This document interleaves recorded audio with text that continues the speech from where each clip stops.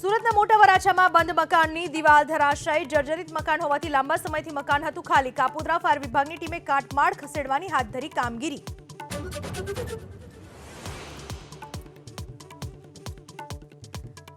સાબરકાંઠામાં ચાંદીપુરા વાયરસનો હાહાકાર, વધુ એક શંકાસ્પદ કેસ નોંધાયો. ચાંદીપુરા વાયરસ અત્યાર સુધીમાં 4 બાળકોને લઈ ચૂક્યો છે ભોગ.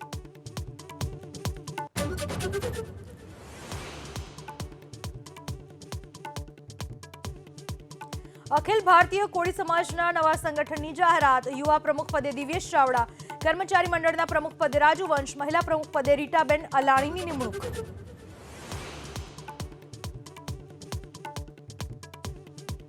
આગામી 5 દિવસ ગુજરાત પાણી થવાની આગાહી. એક સાથે 3 વરસાદી સિસ્ટમ સક્રિય થતા ભારેથી અતિભારે વરસાદનું અનુમાન.